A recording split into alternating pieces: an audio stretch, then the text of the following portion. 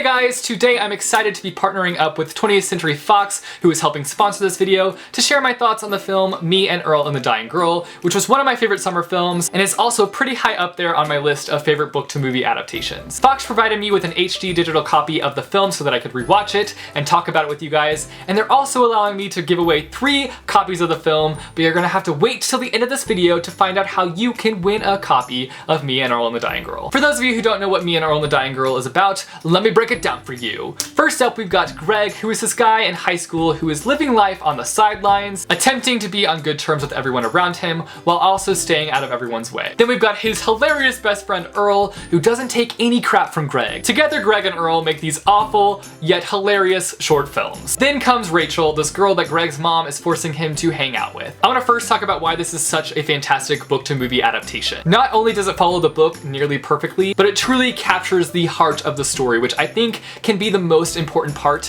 when it comes to a book-to-movie adaptation. The film does not have to follow the book in a perfect way. As long as you got the heart and the soul of the story within the film, it's a perfect book-to-movie adaptation. And this film does just that. It captures the tone of the story in a perfect way. It captures the humor, it captures the friendship, and it also does a fantastic job at pulling the heartstrings of the audience with intense and raw and emotional scenes. I'm not even gonna lie, I ugly cried myself out of that theater the first time I saw this film. It really pulled at my heartstrings. I know that Jesse Andrews, who is the author of the book, actually wrote the screenplay for this book, so I think that that had something to do with making this book-to-movie adaptation so fantastic, is that we have the actual author who wrote the original story come into play and write the screenplay, and he just did such an amazing job at translating the book into a film. The casting for this film was on point. The actors did such a fantastic job at bringing these characters to life. From the highs to the lows, they did a fantastic job at portraying these characters in such an honest and real way. We have some pretty big names a part of the supporting cast too, which I wasn't expecting going into this film. We've got people like Connie Britton, we've got Nick Offerman, which I was not expecting at all, and we've got Molly Shannon. It was also nice seeing a YA book-to-movie adaptation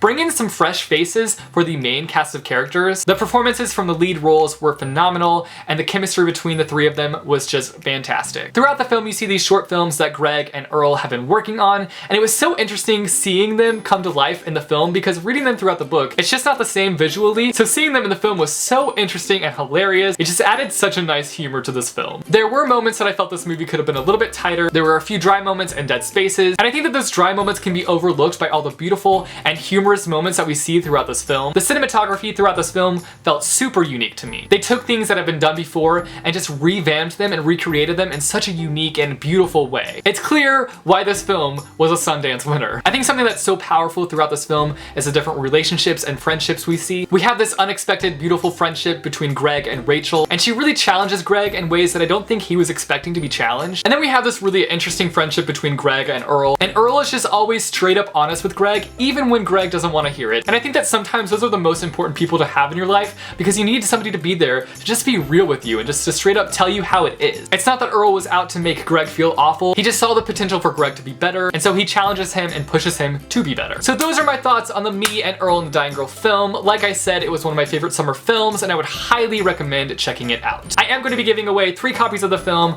on Instagram and Twitter, so if you're not following me on Instagram and Twitter, then go follow me at Jesse the Reader. And I'm also going to be giving away a copy of the film right here, right now. All you have to do is caption this photo right here. Obviously, the most hilarious caption will win, so you better make me laugh. I'll add giveaway clothes in the title of this video when the giveaway has ended. Thanks again for 20th Century Fox for sponsoring this video, and I will see you guys soon with a new video. Later.